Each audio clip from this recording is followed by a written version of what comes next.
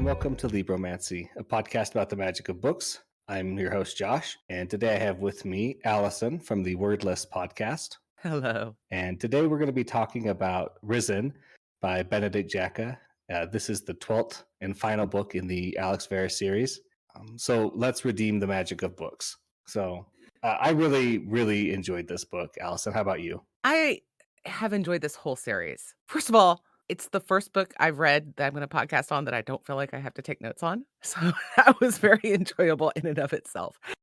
But they are just a lot of fun. And if you like big battles and explosions and stuff, this is the book for you. Yeah, this one definitely had a lot more action, and this is I'm not going to say this is a spoiler because it's not, but it's kind of tough to remember that this whole book takes place over like 3 days, right? It is Yeah. very compact, whereas the other books have been, a week here, a month there, a couple months here. And this one is like the last couple have been shorter and shorter and shorter time spans. And then this one's just, 3 days. So And I liked that a lot. it takes place like a week after the last book ends, right? Something like that. It's very close to the last book, if it's a week at all. Yeah. Yeah. I really enjoyed that the action is handled smartly. Like Hmm. you are, because some authors, when you're reading their action scenes, you're like, what? Who? Where? You always know what's going on. It's very focused Yeah. and it's just done so well. And you also get these really great emotional moments in this book. Yeah, I was gonna say on that, like, I love the battles we get, and I think you're 100% right that Benedict Jacka has a great way of writing battle scenes where it's informative and you get a good vision of what's happening in your head without it being like too long-winded or too over the top, right? Like as you're experiencing it, or as you're reading it, you can be like picture it, but it's never like, man, this fight is just way too over explained. Like, Mhm. does that make sense? But then at the same time, even with all this action, there are a ton of emotional beats and emotional hits in this book that just get you sometimes. And they're earned. They're not cheap or schmaltzy. That's the word I Yeah. was looking for, I think. There's a particular scene between him and Luna that had me choking up. Like, it was so real to who those 2 characters were, and like I said, it's earned throughout the series, Oh their yeah. relationship. And there's definitely a lot of I don't know. There's a lot of foreshadowing in previous books Mhm. as to things that could happen in these books, in like later books. But so I think this foreshadowing is done really well in the earlier books, where it's like even book, like especially book one, that's like a huge foreshadowing piece Mhm. that we get, but you would never think it is because it's brought up and then dropped, and then we never kind of think about it again, but it's So I there still. Yeah, so I had the benefit of reading the entire series in about a 3-week time period. So those moments really do stand out Yeah. because you're like, "Oh, yeah, he said that and this 2 books ago," or whatever. Uh-huh. No, I agree 100%. There's for as much as there is in these books and as detailed as they are, they're actually super quick and they're all about 300 pages. So it really isn't even like a huge obligation to knock one of them out, right? Right. So cool. Question, and you can Yeah. cut this if the answer is no. When Mhm. you sold this book to me, you sold it to me as Discount Dresden. I was probably wrong when I sold it as Discount Dresden. I think I'd read the first 6 or 7, but Dresden and Alex Verus are both urban fantasy, and they're both urban fantasy done the way I like urban fantasy done, where it's not urban romance in a fantasy setting. It's urban fantasy, maybe with a little romance, maybe not, right? Right. But Dresden takes off and goes hard power spiking, where they go up against higher and higher problems and issues, and they kind of have to keep growing in strength every book. Whereas Alex Verus is kind of much more low key. The players are kind of all there from the very beginning, and you're never like, okay, I defeated this issue. Now I have to go defeat that guy's boss and that guy's boss, which sometimes is what Dresden can feel like. Mhm. So when I say discount Dresden, they just mean on like a power level, it's different, but very It similar styles. I Mhm. would say yes, it's very similar. I would say that, the Alex Verus series is more consistent in quality, Mhm. whereas Dresden, you have some really great books, and you have some other books that are just like, you know, it also kinda starts out the same way, it follows kind of the same thing, but as far as the power spiking, yeah, you don't have that until this very last book, and Well, then there's some until power the spiking. last 3 books. Oh, yeah, yeah, the last 3 books, there's been But it's different but at the same time it's because it's blended, not. it doesn't feel like Yeah, he's not going after new people. He's just acquired a new power for himself versus like, he was always going up against people above his tier, and his enemies didn't also gain a huge power level either. Some of them did. there is one other comparison I would like to make. Go ahead. The Light Council and the White Council in Dresden Mhm. both are infuriating. I think that's part of the nature of the books and part because But they're in bureaucracy is infuriating in general. That's true. But they're infuriating in exactly the same way.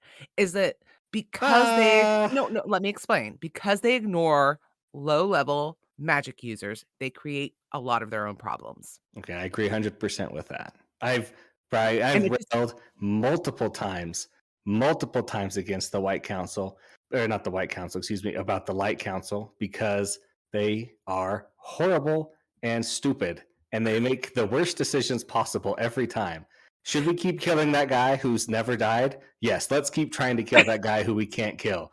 You know, eh, eh, or let's give the dark mages a way to create a power base by ignoring the adepts and treating them badly. Yeah, Ev exactly. It's just they are full of decisions. It bec And in the last book, Landis, talks about it. He's like, "Look, we knew Levistus was the problem child the whole time, but like we can't go against the council because we have to stand for something, right? And a council is better than no council." So kick Levistus or whatever But they his didn't name. have the power, Levistus. Yeah.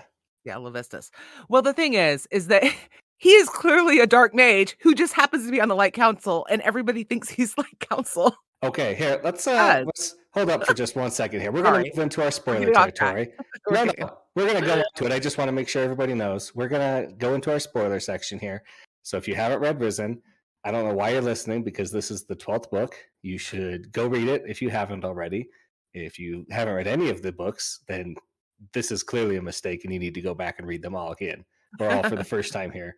But that's one of my questions for you in our spoiler section is, what is the real difference between the Light Council and the Dark Mages? The Light Council, to me, the only real difference is that the Light Council kind of do it behind your back. They will kill you, but they do it behind your back and they don't do it directly. Whereas the Dark Mages are all about, they'll do it directly, but if you're strong enough or you project strength enough, then they'll just leave you alone. I mean, Are you gonna keep do a going. recap before we get into the spoilers? Not right now. We'll do it after this Okay, question. okay, okay. So, the difference is that the Light Council have bureaucracy. That's the Yes. only difference. And, they're much more organized in the way that they exchange favors than they're yeah, they just have bureaucracy, which makes them actually kind of more evil. At least you know No, where the dark mages are coming from. it's true. It's true though what you said. The Levistus is basically just a dark mage. He does whatever he wants with this power as long as it benefits him, right? So, I and mean, it's exactly like a dark mage. yeah, yeah, the very first book, he kidnaps kind of Alex and gets him in a room and, like, threatens him with his Air zombie elemental. yeah, his zombie elemental. He Mhm. zombified an elemental. Like, how messed up is that? Why would you do Well, that? I mean, we know why he would do it because all he cares about is power. right, because he needed that to be for his strength, right? But it's like, and then he held that grudge for 9, 10 books until Alex, killed him. But it's just like you are not like I hope like you say you're doing everything for the light for the good guys, but like you have clearly fallen, and that's its And whole nobody other thing. calls him on it. There are, what, 6 other ministers? Yeah. And the only reason they don't is because, well, we Well, they find out. don't because he has this huge blackmail source, Right, right? exactly. So, which again is November is like, awesome, by the way. and he is. When you're blackmailing people, that generally means you're not a good guy. Now, there are exceptions that you can be a good person and be doing blackmaily stuff if you have to, right? But 90% of the time, if you're out there collecting information to blackmail people, you're a bad guy. You're doing it because you want, because that's what you do, not because you're trying to like save people with it, right? I mean, yeah. Yeah, definitely. I don't understand why nobody is willing to shank him. Because then 'Cause they'd lose their power as well. And he was very powerful on his own as a mind mage and an ice mage. He had an extreme amount of power, so you right? shank him. But if he can sense your mind as you get close to him, how are you going to shank him? You could do what Levistus was it? No, it was Barryar who mined, Luna's apartment. I think Hi, close. Levistus would be a little bit more aware than that since he Mm, has November, until the yeah, last. I But mean, whatever. We're gonna just say Levistus is a bad guy, and he just randomly signs death warrants all the time. well, he does. It's like I loved. I talked about this in whatever book it came up, but when Alex Verus is talking to Rain, and he's like, how many people are truly loyal to the council?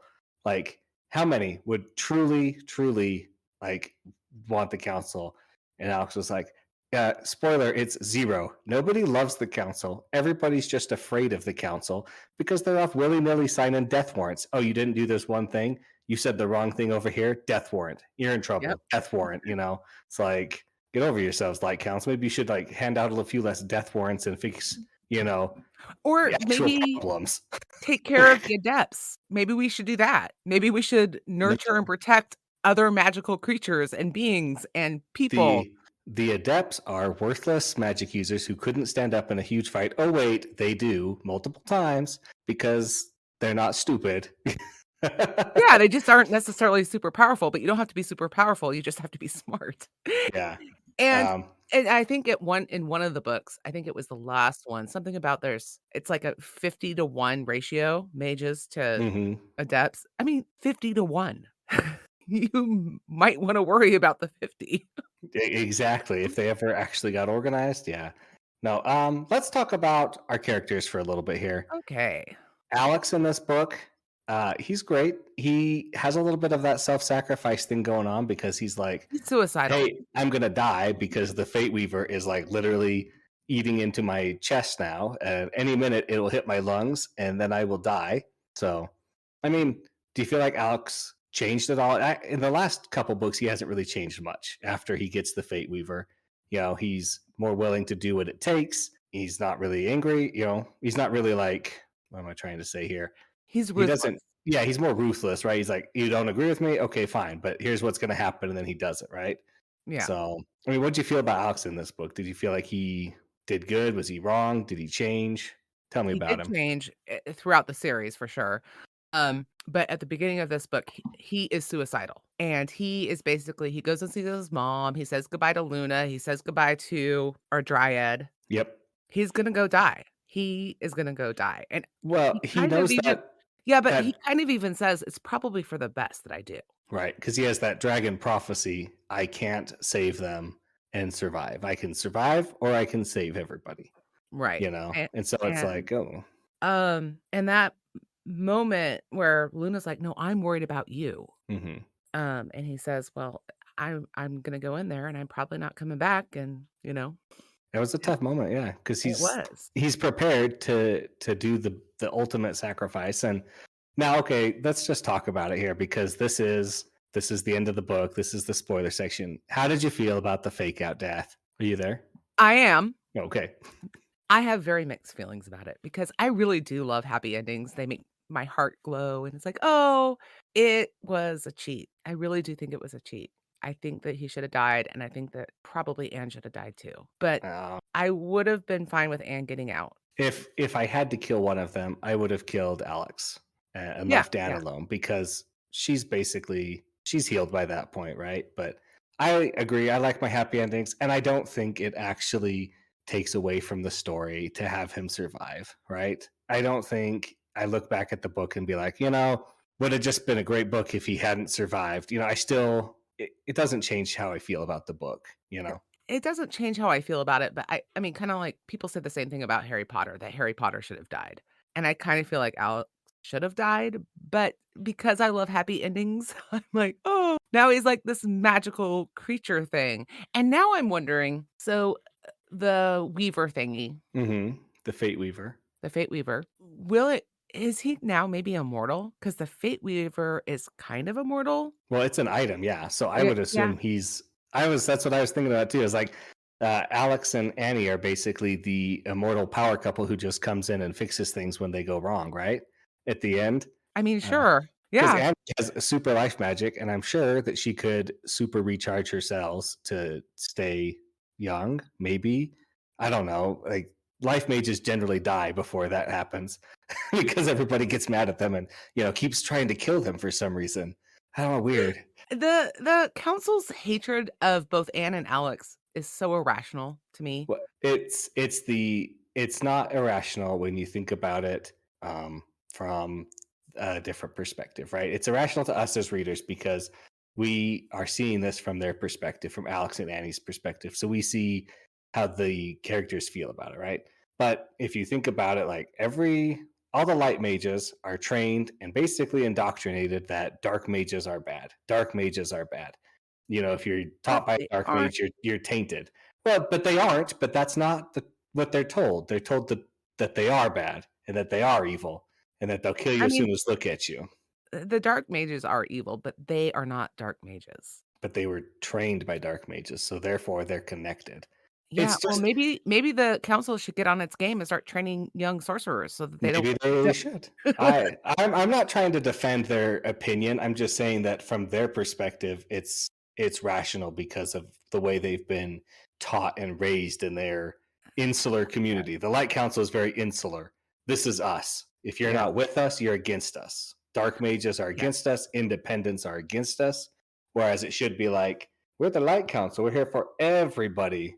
Or I mean, okay, let's try and stay off of the Light Council for a minute. But like, Okay, I'm literally, sorry. like, no, you're fine. But like, literally, the least they could do is be like, hey, you know what? We're gonna hold our wizards accountable so that they don't just go around murdering people all the And time. Like, kidnapping 'em oh, and torturing he 'em. just murdered this wizard, this other adept, and we'll just slap on the wrist. It's okay. Just try not to let those silly adepts get under your skin again, and have to murder them all. Mhm. Otherwise, we'll have to pay more out for it again. It's just like Yeah. take care of your issues here, council. Like, get on with it. All right. Sorry. No, you're fine. It's But a bugaboo for me. It really is. it is for me too, because it's like the council does so much wrong because all of them suck, except for Alex when he's on the council, and He's like, surprisingly Morden, who's also on the council yes, for part of right? it. So I'm assuming that Chalice is doing just fine as a councilman too.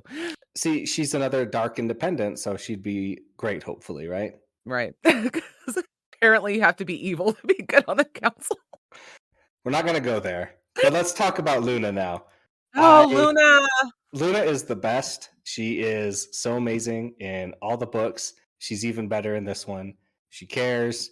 She's got basically full control of her power now. And I love the contract because Alex is like, "Oh, hey, you had that contract with me. Just, come back to my shop or come back to Luna's shop and, do this." And the Jen's like, "You don't have a future, man. Like, you're about to go die. Like, I can't trust your contract." But Luna steps up and she's like, no, I'll make a contract with you because that the monkey paw merit is all about the law and the contract, and it's like, all right, I'll do it. And then she rescues Vari, and it was awesome. I loved it. Luna is my favorite character in the entire series. She really is. Oh, high praise. She grows so much. She starts out as this scared little adolescent. She's not, she's a little older than that. She's 20s, I think. Yeah. Yeah, and watching her come into her own and gain confidence, and she starts out seeing herself as a curse, and by the end of the series, she's giving out blessings. Like, literally, Hmm. she'll flip her curse around and put it on you as a blessing.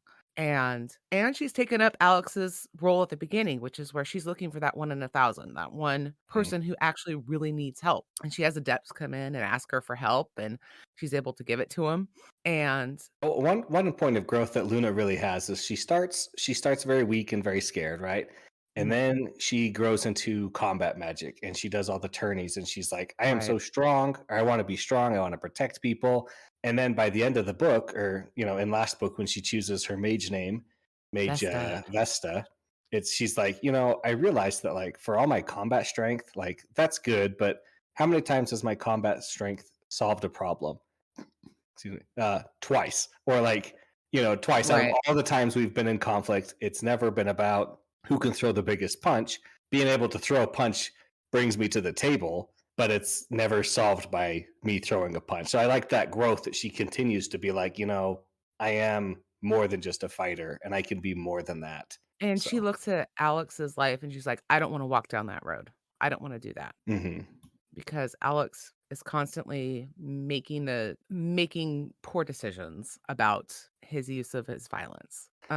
He makes a lot of reactive decisions for the Right, first half of the book, right. and then once he starts making his proactive decisions, he becomes a lot more competent in that regard. And he also gets that's when he gets the Fate Weaver. Yeah, right, and that's his first. I wouldn't say it's his first proactive decision, but like that's one of the few proactive decisions he has. Is like I'm going to take the monkeys, the Fate Weaver, and use that to bolster my strength so that I can become, more powerful to do the things I need to get done. So Well, and one of the other cool things about Luna is she's not even an adept. yeah. She is the victim of this curse that it's supposed to have been a fairy blessing to keep her safe, but what it does is just endanger everyone around her. Oh, no, it's a straight up curse. It's a Right. curse through and through. It's never meant for good, Uh, right? I don't it's ambiguous what the fairy was trying to do. No, it's a witch cursed them. A witch Yeah. cursed her whole family because she hated them so much. Anyway, the point is that she is able to take this thing that's a bad thing about herself, because we all have those things, and Mhm, turn it into a good thing, or to harness that bad thing in a way that is constructive. It's like mhm, people who are super aggressive, mhm. it's can be really bad. Or you can channel your aggression into a way that will turn you into someone like Bill Gates or Elon Musk. The point is that that personality type can be really destructive or really constructive. And she does that. And she also becomes the goddess of hearth and home, which is just wonderful. Yeah. No, Luna is awesome. She's a great character the whole time through and through. So, Vari in this book, not much of an appearance, but that's totally fair. Taken over by the monkey paw. We'll just push him to the side for right now. I Yeah. don't mind that because he kind of grows and then falls back and grows and falls back, but he was still a good character while he was through with us in the series. So, Yeah. Well, um, and he's able to have he does grow a lot because he becomes much less impulsive mhm. throughout the series until he gets possessed. Well, even then, he's not impulsive at all when That's he's true. possessed. That's um, true. let's talk about Annie. She is the problem child of all problem children, or She's at least Dark Annie is. I was gonna say Annie's the worst, but she's really not the worst. No, But what that's Richard reserved for Levistus. when Richard says to Alex, she is she's the driven me the most crazy of any woman I've ever interacted with or something like that. And then he says, "You deserve better, Alex." Well, you have to remember, it's Annie's not one but two, and so that's two So women is always more complicated than one woman. so do you remember when I said they had to meld and you were Mhm. like, "No, he has to." I just wanna say I was right. They had to meld. Well, I thought they would meld too. I just thought it would be different. This time, Alex took no crap and he said, "You are going to get melded right now," and then he forced it, and it happened. I thought it would be more they actually like grow to accept and become one or something versus no, we're just going to stop this and force it to happen. So Yeah.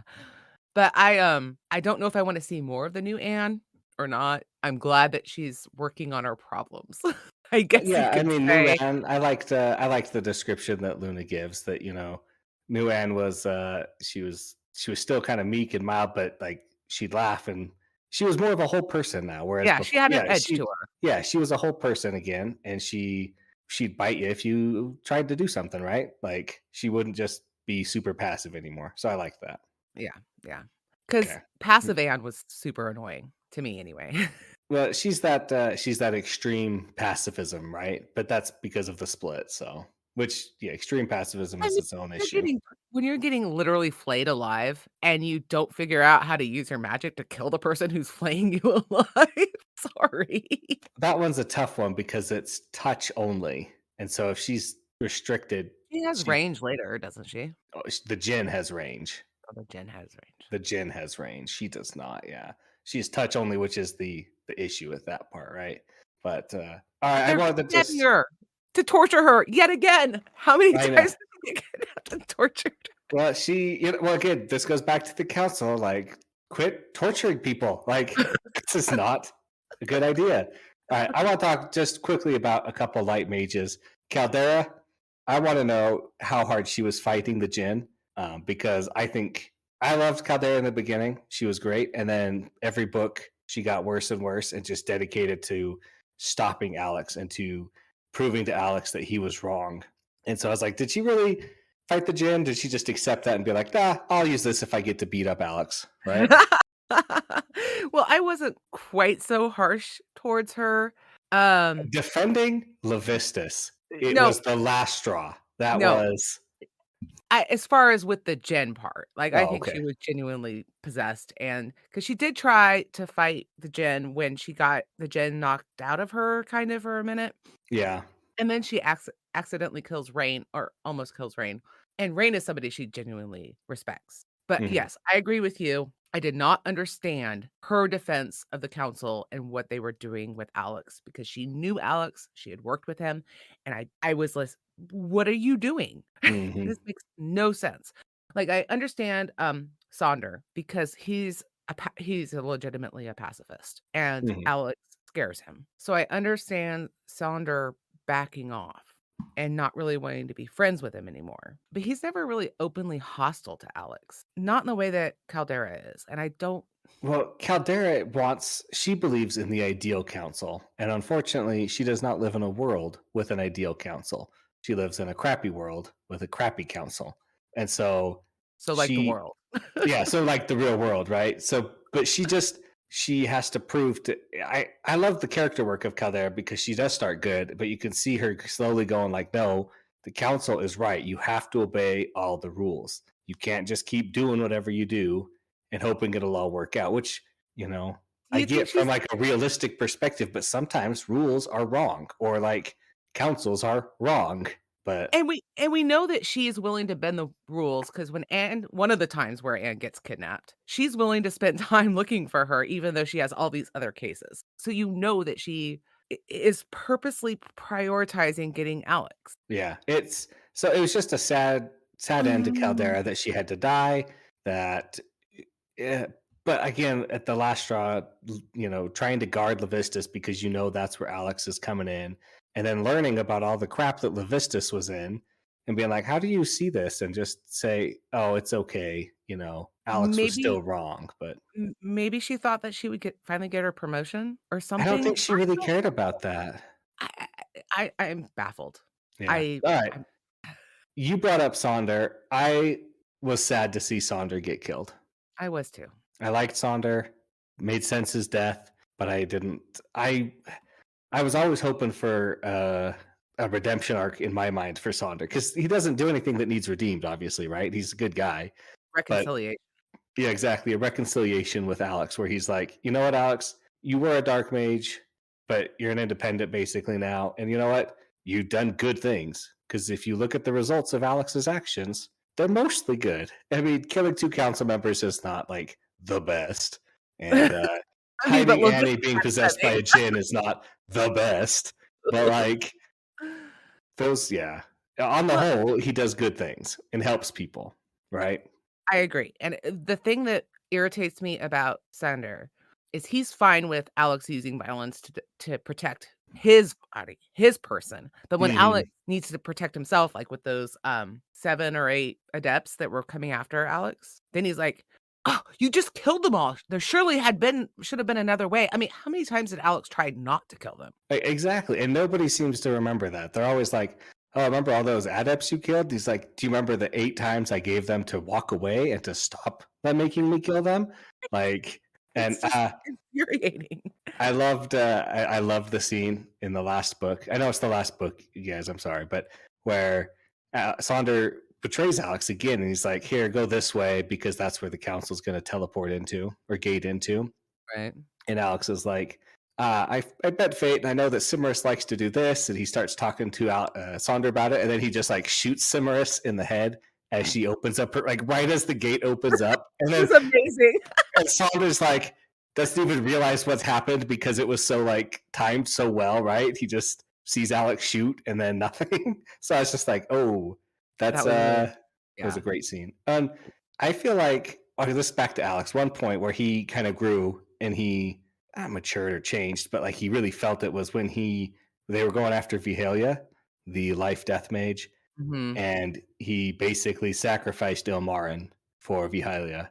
Do you remember Ye that? yes. That Yes. was As that was so interesting. That's all. I like that he actually reflected on it this time. This is one of his first big reflections on, did I do the right thing here with this ability? and the thing is that, that's a real thing when you're commanding an army, and Mhm. like Luna says, "I'm glad you're making the decision and not me." Yeah, But it and I'm is glad you're making the decision versus anybody else on the Light Council. right? Although Landers is pretty cool. Landis He's not is he's not on the amazing. council, though. No, So which is Landis why is amazing. I love him. I think okay. Last character I think we have to talk about, and then we can bring up some other ones if you want or anything. But Richard Drock, yeah, this whole book he's always been built up and built up and built up, and we see how afraid of him Alex is, and then in this book he's just like he's still very powerful and very influential and uses his ability impressively. How did you feel about Richard in this one? He's a power hungry man. That's all he cares about is more power. I like what Alex's mom says about him. Hmm. He's basically just a grifter, Yep. and I don't remember the word, it's a Russian word that she uses, but basically, he's a pusher, he's a drug dealer, he's just out for himself and out for power, and, I mean, I'll give him this, he's self-aware. Yeah. But I think, that putting that image in Alex's head is what enables him to defeat Richard because he's able to it takes Richard down a peg. Hmm. Yeah. He's not this unbeatable force. He's just a guy, a grifter, a pusher, a fixer, right? So. Right, right. And, but yeah, he's never gonna be satisfied. He has created an image around himself. First of all, at the beginning of the series, nobody knows what kind of magician he is Hmm. or what mage. And you find out, or Alex works out that he's a diviner, which Hmm. is what Alex is. And diviners are normally considered the weakest mage, but because Richard hides that, he projects this image up like this on the screen. I'm waving my hands in the air, Hmm. guys, in this audio format. Um, and his power is in his cultivated image, and he's Right. also a really smart guy and whatnot, but that's what his power is, and, he's a really good villain, like, there's a part of you that's kinda like, I admires him in that kinda creepy sorta way. I don't know if that makes sense, you know what I mean? Like I do. okay, so I don't Yeah. sound like a sociopath, okay, that's good. The only thing I really wish is I wish we had known why Richard went to a different world for 10 years. Because Yes, I that's never really explained. And I was really before I remembered the gin, right? When I was rereading, I was like, why did he go there? Did he go there to get access to different style of magic? So he'll have like two styles of magic, but he just went there and now he's back. And we don't know why. We don't know it anything. So it almost feels like it was forgotten about. or like we just needed him out of the story for the first 5 books until he could Okay, come well, back. unless he went to get the gen, but No, Rachel's already crazy, so we know that she's had her gen, so Richard must yeah, have had the gin's been in the council vault forever. So yeah, I don't know. That's like the one thing I'm like, okay, this is like my one of my little nitpicky things. It's like, why did Richard have to go to a separate world? this is Couldn't not he a have nitpicky just? It's a picky thing. How about it's that? a picky thing, and Or maybe it's not a nitpicky, but it's a picky thing. the reason why I would say it's not nitpicky is because, like, there is this huge buildup around it. Around him coming back, Yeah, yeah.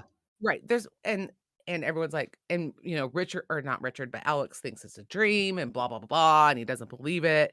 There's this huge buildup, and then, eh, I mean, eh, Yeah.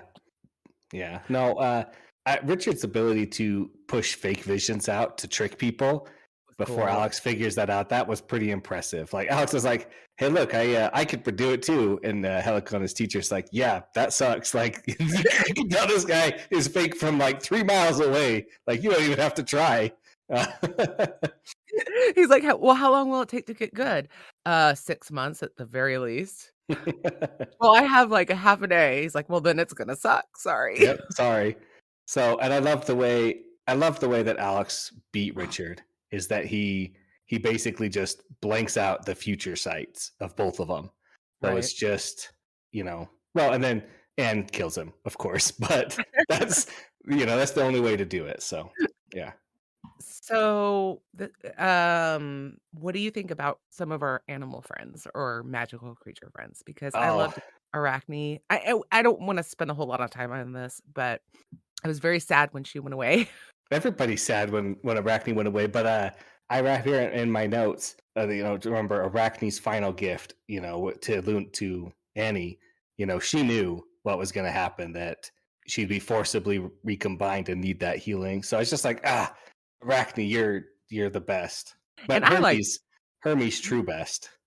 yeah, Hermes is just there to listen to Alex, and And he when saves Alex at the very end. he does. He totally does. Because Richard's like, I've got you now. And then Hermes teleports in and is like, haha, I'm here. And Richard's like, what the heck? Like, where do you keep getting all these things that stop me from killing you? Just die. So great. So great. And also he just, like so we know that Hermes is as intelligent as a human being. He can't Hmm. talk, and just, like, the whole yes or no blinking thing, and, like, he'll look at Hermes and say, "Do you think I just need to get myself together?" And Hermes blinks at him once. Hermes just gives him like the look where he's just like, come on, like, get over it. Like, uh, And he's just there to he has this cool combination between being a nonverbal Arachne and a pet. hmm yeah. He's Because he's always just showing up at their house, eating their food. All Your right. fox is getting fat. Allison, what or who is your favorite non-main character? So by non-main, not kind of the ones we've talked about. I'll tell you mine. I think I really loved Cinder. He was a great character. You know, all the parts. You see him at first, he's just a dark mage. He just likes to kill people, and then you get more and more about him, and you're like, oh, he's just a guy. Like, sure, he's really good at killing, but like that's not who he is, 100%, right? Right, he's a smart guy, and And he cares he's just trying to make it. yeah, I felt bad for him when Rachel died because she wouldn't let it go. I really had hoped that they were just going to exit the story Mhm. peacefully, right? That they would She'll go to Cinder and then they'll just disappear, right? He takes her away, they never come back, right? yeah, they ride off into the sunset and make little dark mage babies. But that doesn't happen. So, That but doesn't one of my other favorite characters is Landis. Just the crazy eccentric, but like when it gets down to business, he's all serious and all there. Just a fun character. So, yeah, I would say Landis is probably my favorite, and Cinder's up there. I do like Cinder's, sidekick adept as hmm well, who's the American, who was that when they were going to get the that's when they went and got the Fate Weaver, huh? Weaver? hmm He's a fun character. I mean, I we mentioned Sonder, but he's not really a main character for most of the series, No, he's not. So, and I do like him quite a bit too. In fact, I was kinda hoping that Sonder and Luna were gonna get together at the beginning. yeah, no, well, it's Luna goes through a lot of relationships. She has a potential with Alex, which is crushed by the second book, right? And then she has Good, 'cause that potential would've been Sonder, potential Virium. she So, has I that mean, one she has that one dude. oh, Martin in the Yeah, second book. Yeah. yeah. Hate Martin. Sorry, Martin. Go die in a You're fire some more, please. I was gonna say he's kinda dead. Well, Annie and Luna are about the same age, so it wouldn't be that much weirder. It would have been in the very beginning because of they were just early 20s, but not that weird Yeah, I mean, anymore. but I think by the time that Anne and Alex get together, the age difference isn't that big of a deal anymore.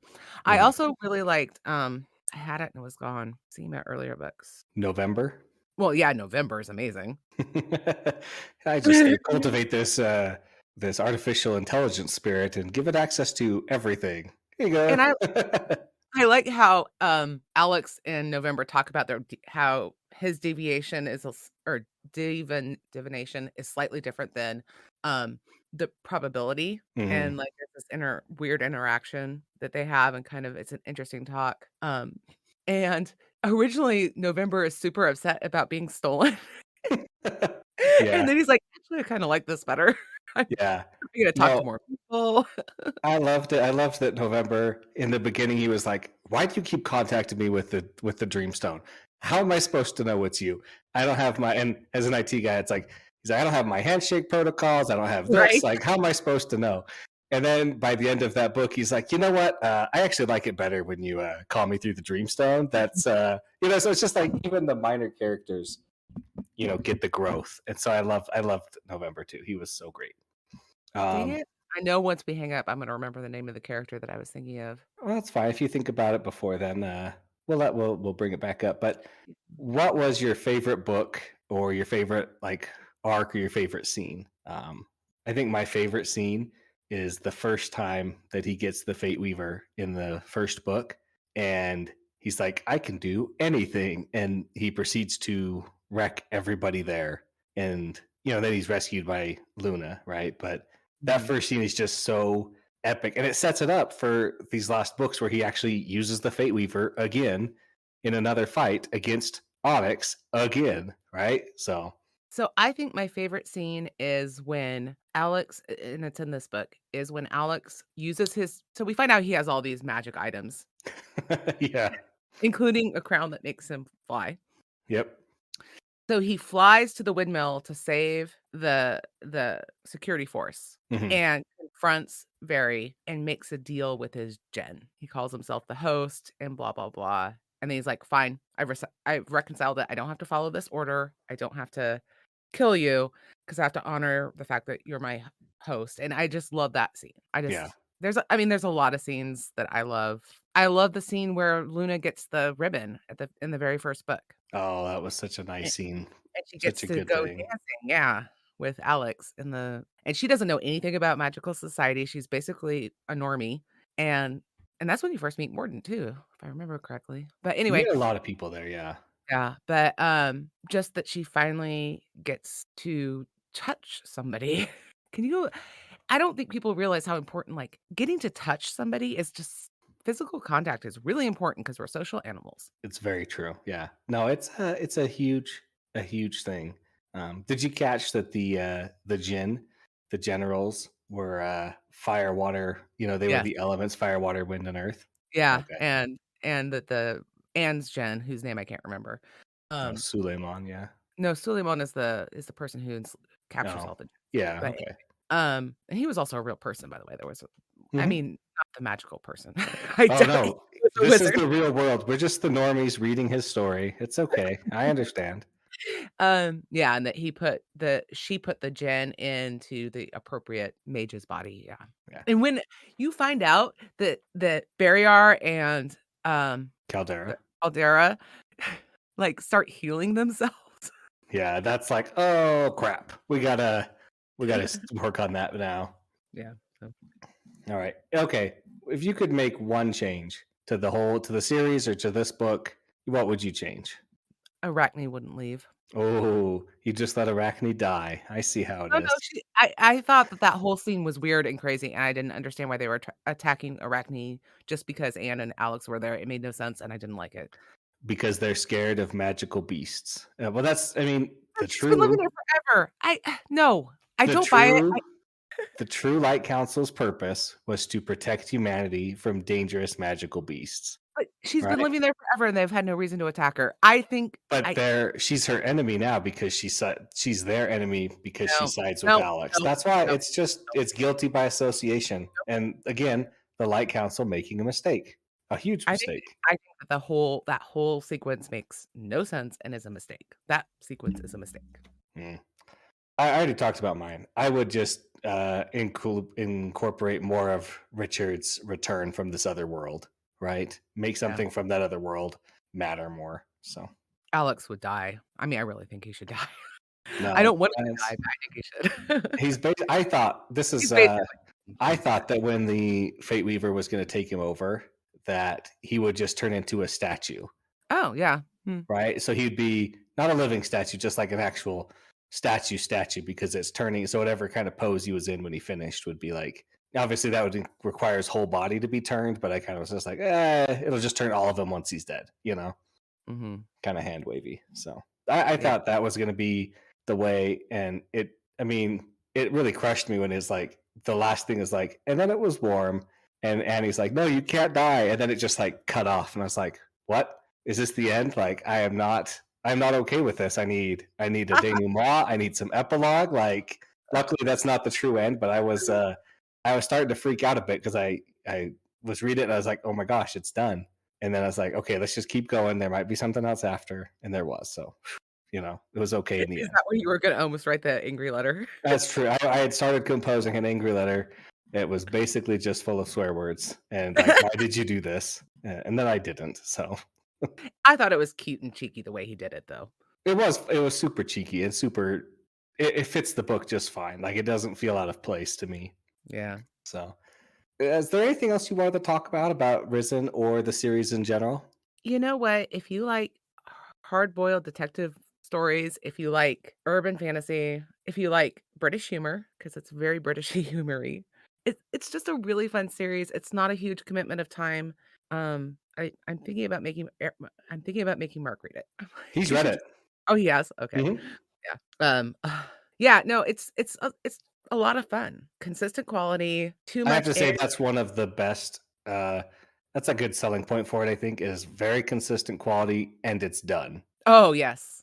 It's Mhm. that's also a good thing. 'Cause, man, there's so many series I'm reading that are still going on, and I love Cosmere, but my god, I'm gonna be dead before those books are done.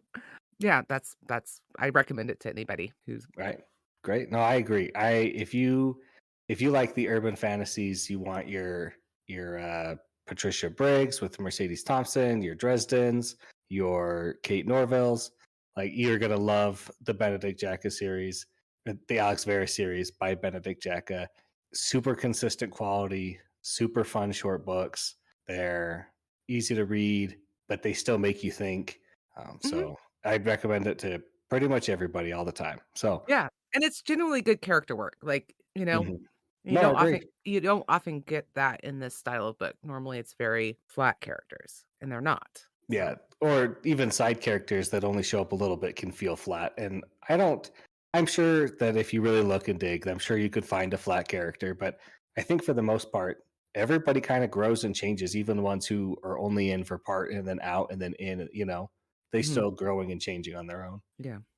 Okay, I think that's everything I have to say. I'll Alright, remember that well, character at some point, and then I'll just text it angrily to you at, like, midnight tonight. that's totally fine. Allison, thanks for coming on. Where can people listen to your wonderful podcast? You can find us on all your major podcatchers, is that what it's called? Sure. It's Wordless, and we focus on short fiction in the sci-fi and fantasy genre, and, me and my sidekick, Mark, have reviewed things as new as Remote Control and as old as The Time Machine, so it's been a lot of fun talking to him about that. Yeah. And I'm going to have Mark on in a couple months as well for a couple books. So Awesome. that'll be really exciting. So, Yeah. thanks everybody for listening. Thanks to David Hillowitz for the intro and outro music. Please like and subscribe wherever you get your podcasts from. And I do have a Patreon up. It's patreon.com/Libromancy if you feel like supporting the show. But please remember to redeem the magic of books.